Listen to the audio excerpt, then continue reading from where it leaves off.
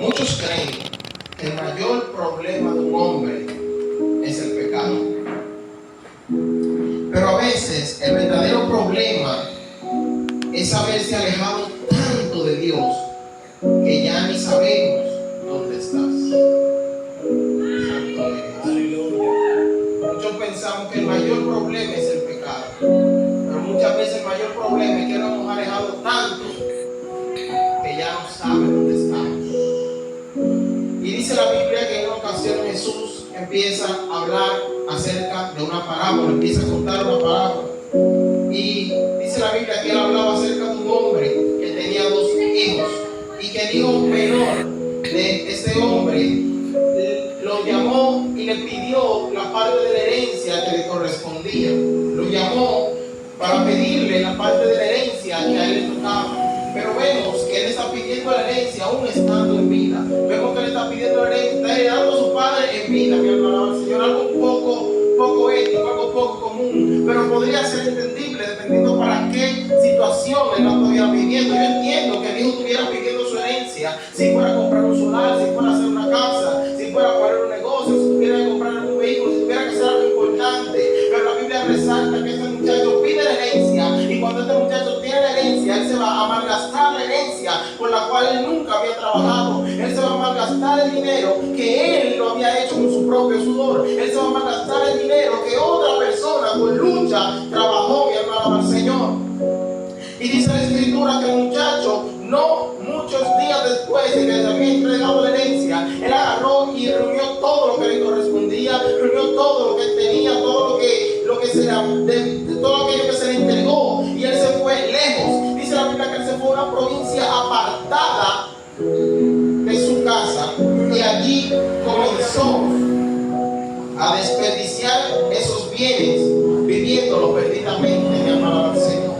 Dice la Biblia que este muchacho agarró y reunió todo el dinero y se fue lejos y empezó a gastar el dinero allá. Yo imagino que empezaron a juntarse de personas, yo imagino que él empezó a gastar ese dinero con gente que se juntaba con él a su alrededor, y empezó a gastar el dinero y a derrochar cada peso que le había sido entregado, hasta quedar sin ni uno, mi hermano, al Señor. Porque luego la Biblia dice que entró un mal tiempo y el muchacho que antes tenía, ahora se vio sin dinero. El muchacho que antes estaba yendo próspero, ahora se vio sin nada, porque él había malgastado el dinero que le había sido entregado.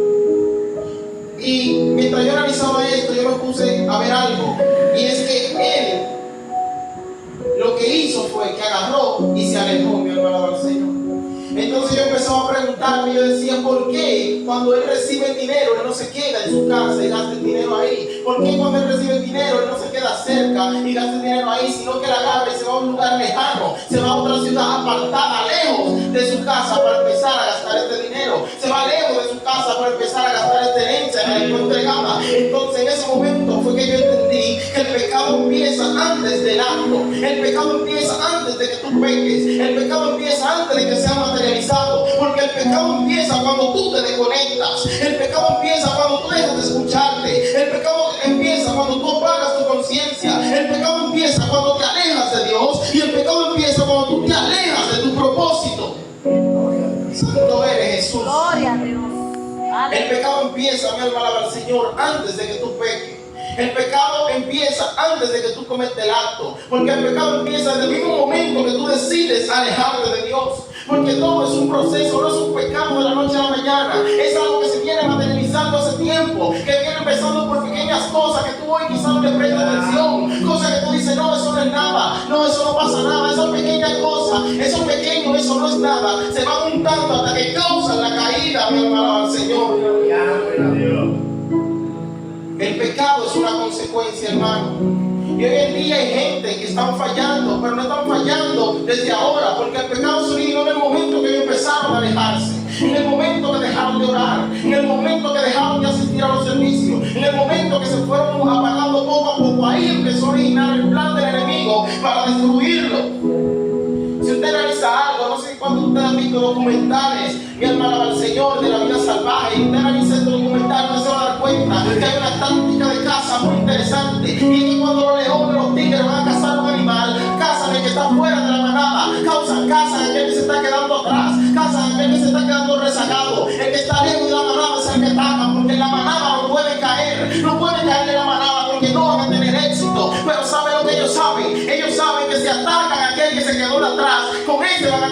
sino porque andas solo.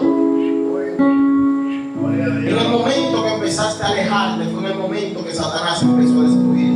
En el momento que tú empezaste a desconectarte, fue en el momento que Satanás empezó a idear el plan para acabar contigo. Mi alma alaba al Señor. Santo eres, Jesús. Den un aplauso a Cristo.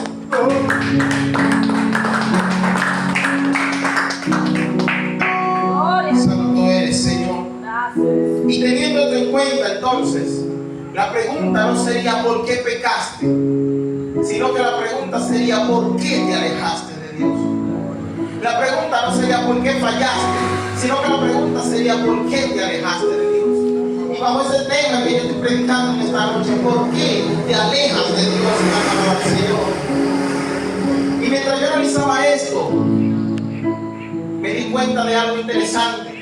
Y es que al igual que este muchacho se aleja de su casa para gastar la herencia que le fue entregada, yo me transporté a un versículo, mi alma alaba al Señor, me transporté al libro de Génesis, mi alma alaba a Cristo. Y en el libro de Génesis, mi alma alaba al Señor, en el capítulo 3, empieza a suceder algo. Y el Señor empieza a hablar con Adán y le dice: mira, ustedes pueden comer de cualquier árbol que esté aquí en el huerto, que esté bueno para la vista, que esté agradable. Ustedes pueden comer de él, ustedes pueden disfrutarlo, pero solamente un solo árbol no podéis comer. Y del árbol del bien y del mal que está en el centro del huerto, de ese árbol no podéis comer, porque el día que comience de ese árbol, ciertamente morirá, mi hermano del Señor. En Génesis capítulo 3, entonces la serpiente, que era astuta, dice la Biblia, empieza a hablar con la mujer, empieza a tener una conversación con esta señorita. Entonces, cuando está teniendo la conversación con Eva, dice la Biblia que entonces él logra convencerla y ella come del árbol, mi hermano del Señor. Y vemos que luego de que ella come del fruto, ella se acerca a Adán y le entrega el fruto. Y Adán come también de este fruto, mi hermano al Señor. Pero vemos cuando Adán come del fruto, empiezan a pasar cosas. Lo primero que pasa es que los ojos de Adán son abiertos. Luego de que los ojos de Adán son abiertos, lo segundo que pasa es que Adán se dio y vio que estaba desnudo. Adán sintió vergüenza. Dice la Biblia que él creó ropa con hojas para cubrirse él y cubrir a Eva. Pero luego de eso vemos que vemos que empieza a escucharse la voz del Señor en el medio del huerto. Y cuando la voz de Dios se está escuchando en el medio del huerto, dice la Biblia que Adán sintió miedo y se escondió, porque eso es lo que hace el enemigo cuando tú fallas. Eso es lo que hace el enemigo cuando tú pecas. Número uno, te avergüenza de que tú habías pecado, te avergüenza de que tú fallaste y te hace meterte en vergüenza, porque él sabe algo, que en vergüenza tú no puedes alzar la cara, él sabe que en vergüenza tú no puedes dar al frente, él sabe que en vergüenza tú no te puedes parar en la línea de batalla. Eso es lo primero que él hace, pero lo segundo que él va a hacer contigo es que te va a meter miedo,